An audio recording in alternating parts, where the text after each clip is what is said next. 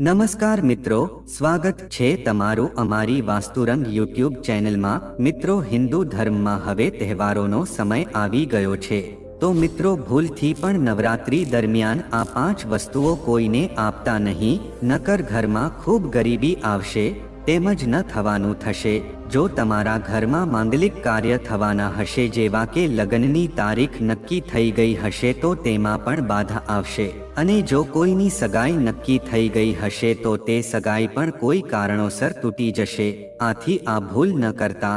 પણ મિત્રો, ખાસ કરીને મહિલાઓએ આ વસ્તુ તો નવરાત્રી દરમિયાન ક્યારે કોઈ બીજાને આપવી ન જોઈએ, કારણ કે મહિલાઓ છે એ ઘણી બધી વસ્તુઓની આપ-લે કરતી હોય છે। પણ મિત્રો, નવરાત્રી દરમિયાન તમારે આ ભૂલ બિલકુલ ન કરવી જોઈએ, અને જો તમે આ ભૂલ કરશો તો તમારા પતિની પ્રગતિ નહીં થઈ શકે, તેમજ એનો ધંધો છે એ દિવાળીના ટાઈમ ઉપર ભાંગી જશે। આથી આ વસ્તુનું નવરાત્રી દરમિયાન તમે વિશેષ ધ્યાન રાખજો। તેની સાથે જ મિત્રો, ઘણી સ્ત્રીઓ એવી હોય છે કે જે નવરાત્રીના સમયમાં ગરબા રમવા તો જાય છે, પણ તે ગરબાનું સરખી રીતે ધ્યાન નથી રાખી શકતી। તો ગરબો મૂકતા સમયે કઈ વસ્તુની કાળજી લેવી એ તમને આ વિડીયોમાં જાણવા મળશે। તો મિત્રો, વિડીયોમાં આગળ વધતા પહેલા જો તમે ઈચ્છતા હોવ કે માં દુર્ગાની કૃપા તમારી ઉપર સદા બની રહે તો આ વિડીયોને લાઈક કરી અને કમેન્ટમાં જય માં દુર્ગા જરૂર લખી દેજો, કે જેથી માં દુર્ગાની કૃપા તમારી ઉપર સદા બની રહે। તો મિત્રો, દુર્ગા માતા કહે છે કે નવરાત્રી દરમિયાન ઘરની આ 5 વસ્તુઓ બીજાને આપવી ન જોઈએ। તો મિત્રો, આજે અમે તમને દુર્ગા માતાની એક પ્રાચીન કથા સંભળાવવા જઈ રહ્યા છીએ। આથી આ કથાના માધ્યમથી તમને ખબર પડી જશે કે મહિલાઓએ પોતાના ઘરની કઈ કઈ વસ્તુઓ નવરાત્રી દરમિયાન કોઈને આપવી ન જોઈએ। જો કોઈ પણ સ્ત્રી નવરાત્રી દરમિયાન આટલી વસ્તુઓ બીજાને આપી દે છે તો દુર્ગા માતા છે તેના ઘરમાં વાસ કરી શકતા નથી। આથી મિત્રો, તમે આ કથાને આખી સાંભળજો, કારણ કે મિત્રો, આ કથામાં તમને જાણવા મળશે કે તમારે નવરાત્રી દરમિયાન કઈ વસ્તુ બીજાને આપવી ન જોઈએ। તો આવો મિત્રો, આપણે આ કથામાં આગળ વધીએ। મિત્રો, બહુ પ્રાચીન સમયની વાત છે કે એક બહુ પ્રાચીન નગરી હતી। એ નગરીમાં એક રૂકમિણી નામની સ્ત્રી પોતાના પરિવારજનો સાથે રહેતી હતી। રૂકમિણી છે એક પતિવ્રતા નારી હતી કે જે સત્ય ધર્મનું પાલન કરતી હતી। તેનો સ્વભાવ છે એ અત્યંત દયાળુ હતો।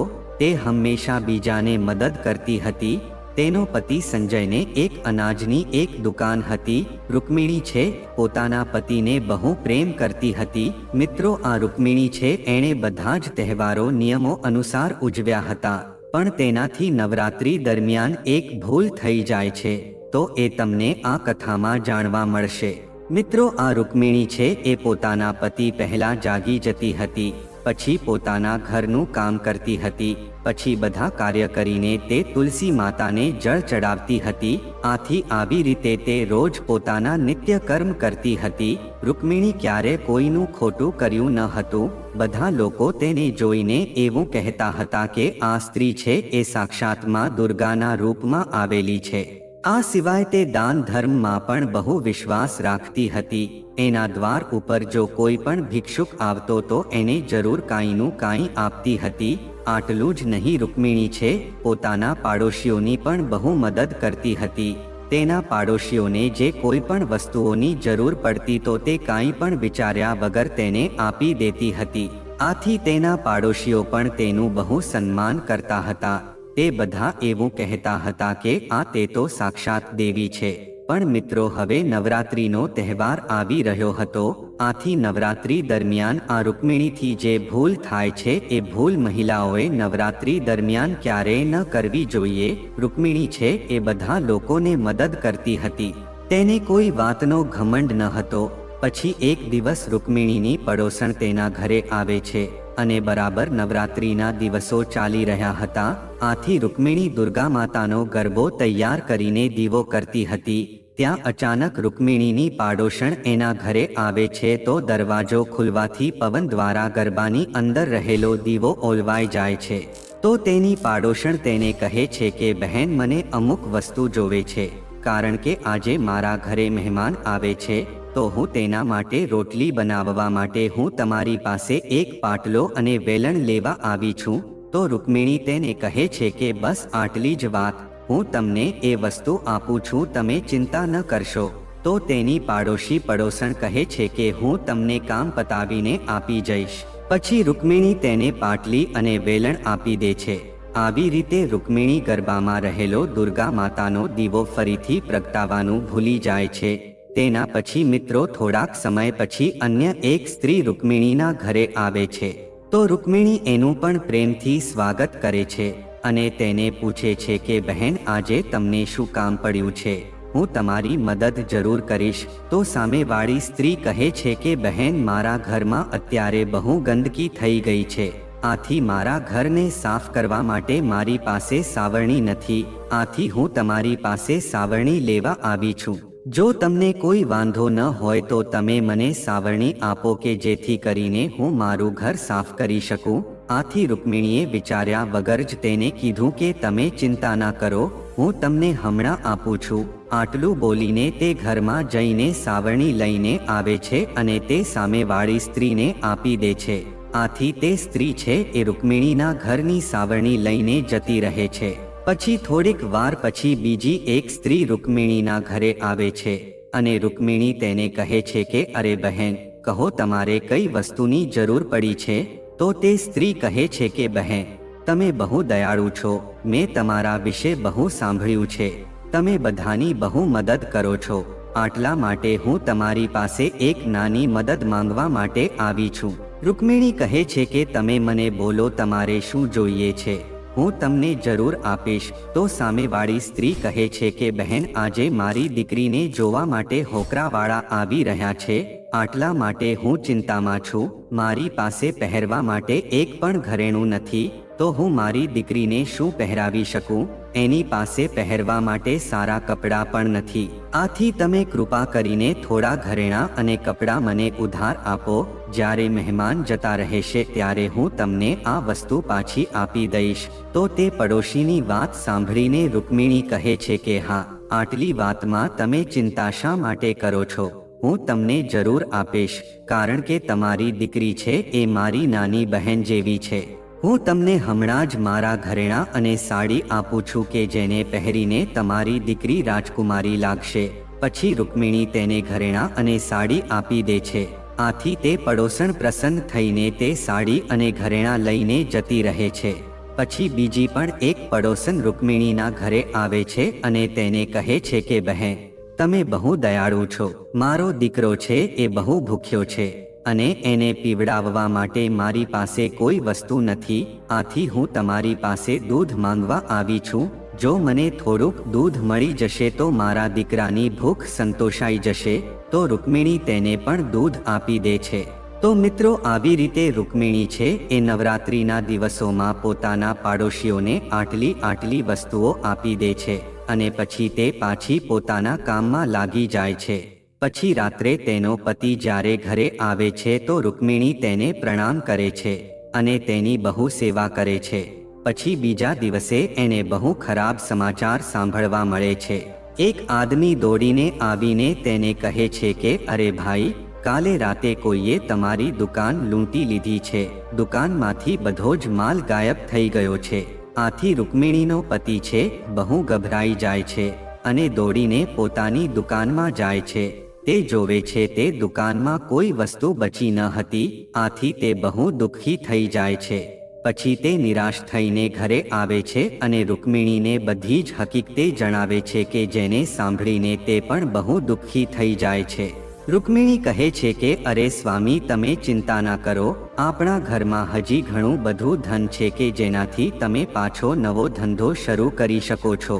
પછી સુકન્યા પોતાની તિજોરીમાં જુએ છે તો તેની તિજોરી પણ સાવ ખાલી થઈ ગઈ હતી. એની અંદરથી બધા જ પૈસા ચોરી થઈ ગયા હતા. આથી રૂકમિણી આ જોઈને દુઃખી થઈ જાય છે. આથી રૂકમિણીનો પતિ એના ઉપર બહુ ક્રોધિત થાય છે અને તેને પૂછે છે કે રૂકમિણી, તું મને સત્ય હકીકત જણાવી દે કે આપણા ઘરમાં રહેલા બધા પૈસા અચાનક ક્યાં ગાયબ થઈ ગયા? તો તે કહે છે, હું તો ઘરે જ હતી અને બધા પૈસા તિજોરીમાં જ હતા. હવે આમાંથી કોણે ચોરી લીધા એ મને ખબર નથી, પણ તમે શાંત થઈ જાઓ, આપણે કોઈ ઉપાય જરૂર શોધીશું. તો રૂકમિણીનો પતિ કહે છે કે તું બીજા લોકોને ઘરે બોલાવીને બધી વસ્તુ આપી દે છે, આ બધી વસ્તુ એના કારણે જ થઈ છે, તો એમાંથી જ કોઈ આપણા ઘરના બધા પૈસા ચોરી લીધા છે। આથી રૂકમિણીનો પતિ તેને ગુસ્સામાં ગમે તેવું બોલવા લાગે છે। રૂકમિણીની સાસુ પણ તેને બહુ બોલે છે, તેને કહે છે કે તું આ બધા પાડોશીઓને ગમે તે બધી વસ્તુ આપી દે છે, આથી એ લોકોએ આપણા ઘરમાં ચોરી કરી છે। પછી રૂકમિણી પોતાના પતિને કહે છે કે મને માફ કરી દો, મારાથી બહુ મોટી ભૂલ થઈ ગઈ છે, મેં મારા અમુક ઘરેણાં મારી પાડોશીને આપેલા છે, હું હમણાં જઈને લેતી આવું છું। તો રૂકમિણી એ મહિલાના ઘરે જાય છે, તો તે સ્ત્રી પણ તેના ઘરેણાં લઈને ભાગી જાય છે। આથી રૂકમિણી નિરાશ થઈને ઘરે આવે છે અને પોતાના પતિને હકીકત જણાવે છે।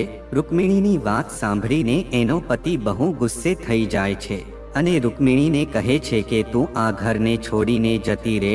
રૂકમિણી કહે છે કે તમારી સિવાય મારું આ દુનિયામાં કોઈ નથી। તો તેનો પતિ કહે છે કે તું ગમે ત્યાં જા, પણ હવે આ ઘરમાં તું નહીં રહી શકે, તારા લીધે જ મારું બધું બરબાદ થઈ ગયું છે। પછી રૂકમિણી દુઃખી થઈને પોતાના પતિના ઘરને છોડીને જતી રહે છે।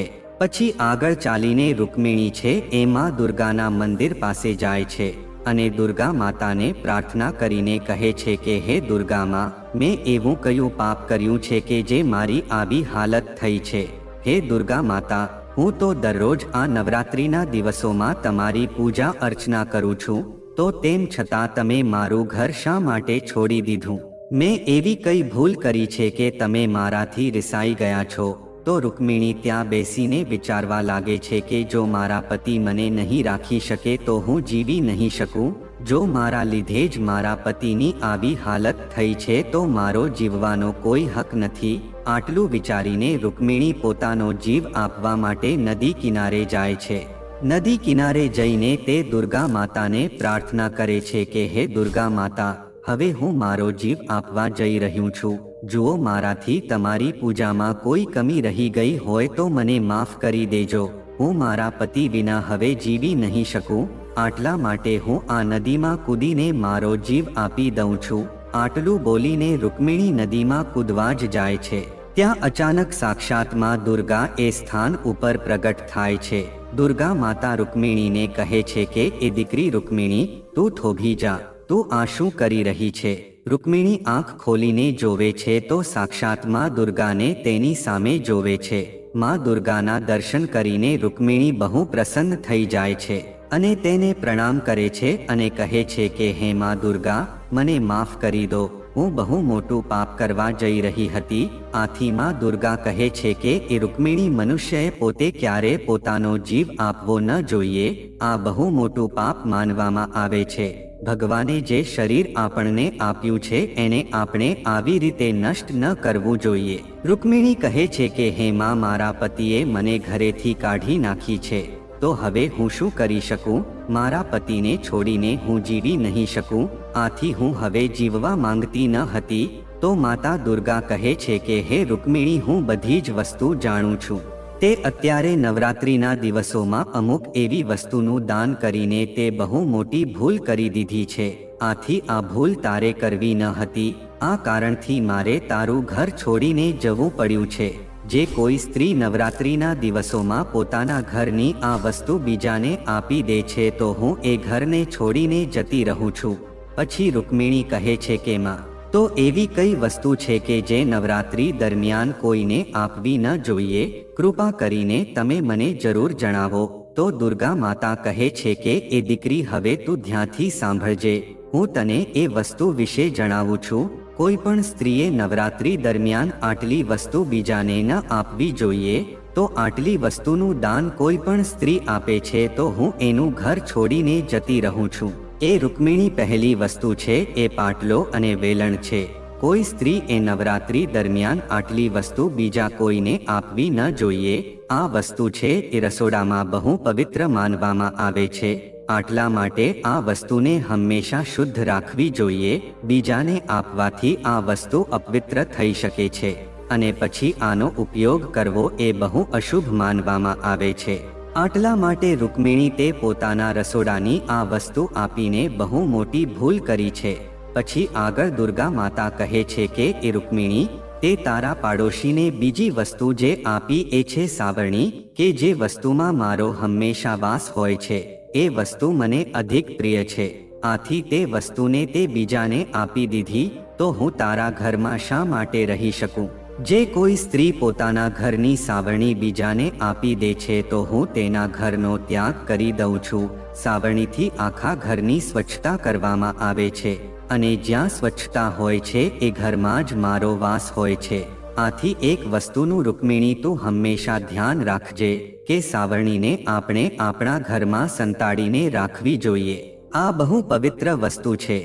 પછી દુર્ગા માતા ત્રીજી વસ્તુ વિશે વાત કરે છે, એ છે ઘરેણાં. દુર્ગા માતા કહે છે કે કોઈ પણ સ્ત્રીએ નવરાત્રી દરમિયાન પોતાના ઘરેણાં કોઈ બીજાને આપવા ન જોઈએ. એક પરણિત સ્ત્રીએ પોતાના ઘરેણાં બીજી સ્ત્રીને પહેરવા માટે આપવા ન જોઈએ. જે કોઈ સ્ત્રી આવું કરે છે તો એના જીવનમાં દુર્ભાગ્ય આવે છે. દુર્ગા માતા કહે છે કે એ રૂકમિણી, હવે હું તને ચોથી વસ્તુ વિશે જણાવું છું. કોઈ પણ મહિલાએ દિવસ આથમતા કોઈ પણ સફેદ વસ્તુઓનું દાન કરવું ન જોઈએ. નવરાત્રી દરમિયાન દિવસ આઠમતા સફેદ વસ્તુનું દાન કરવાથી મનુષ્યના જીવનમાં અશુભ કાળ આવે છે. દુર્ગા માતા કહે છે કે તે પણ દૂધનું દાન કર્યું હતું, આથી તારી આવી હાલત થઈ છે. અને તે મારો ગરબો તૈયાર કર્યો હતો પણ તેમાં રહેલો દીવો બુજાઈ ગયો હતો. આથી આ વસ્તુ મને ગમી નહીં. જ્યારે ગરબો મૂકવો હોય તો એમાં રહેલો દીવો ઓલવાય નહીં, એનું ધ્યાન રાખવું જોઈએ. તો હવે નવરાત્રી દરમિયાન આટલી વસ્તુઓની ભૂલ ક્યારેય ન કરવી જોઈએ, નકર તમારા ઘરમાં ગરીબી આવે છે. તો રૂકમિણી કહે છે કે હે માં દુર્ગા, મારાથી બહુ મોટી ભૂલ થઈ ગઈ છે. હવે તમે મને માફ કરી દો અને હવે મને પ્રાયશ્ચિત કરવાનો ઉપાય જણાવો. તો દુર્ગા માતા કહે છે કે એ રૂકમિણી, તે પ્રાયશ્ચિત તો પહેલા જ કરી લીધું છે. આથી તું તારા ઘરે પાછી જતી રહે. હું તને તારી બધી જ વસ્તુ પાછી આપી દઉં છું. આટલું બોલીને માં દુર્ગા છે એ જગ્યાએથી આંતરધ્યાન થઈ જાય છે.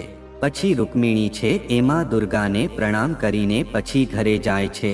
તો ઘરે જાય છે તો તેનો પતિ તેને શોધતો શોધતો એની પાસે આવે છે અને તેની પાસે આવીને માફી માંગે છે અને તેને કહે છે કે સુકન્યા, મને માફ કરી દે, મેં તને બહુ સારું ખોટું કહ્યું છે. તું તો સાક્ષાત દેવી છે. માં દુર્ગાની કૃપાથી આપણી બધી વસ્તુઓ આપણને પાછી મળી ગઈ છે. જે લોકોએ આપણા વસ્તુની ચોરી કરી હતી એ બધી જ વસ્તુ આપણા ઘરે પાછી આવી ગઈ છે અને તારું નામ લઈને બધાએ માફી માંગી છે. આટલું બોલીને રૂકમિણી બહુ પ્રસન્ન થઈ જાય છે અને પોતાના પતિની સાથે પાછી ઘરે જતી રહે છે. આથી માં દુર્ગાની કૃપાથી રૂકમિણીના ઘરમાં ફરીથી સુખ સમૃદ્ધિ આવી જાય છે. આથી પછી રૂકમિણીએ એ વસ્તુ નક્કી કરી લીધી કે હવેથી હું ક્યારે પણ નવરાત્રી દરમિયાન પોતાના ઘરની આટલી વસ્તુ ક્યારે કોઈ બીજાને આપીશ નહીં. તો મિત્રો, જો આ માહિતી તમને ગમી હોય તો વિડીયોને લાઈક કરી અને ચેનલને સબસ્ક્રાઇબ પણ કરી દેજો, કે જેથી કરીને અમે રોજ વાસ્તુશાસ્ત્રને લગતા વિડીયો લાવતા રહીએ. તમારો દિવસ શુભ રહે મિત્રો. ધન્યવાદ.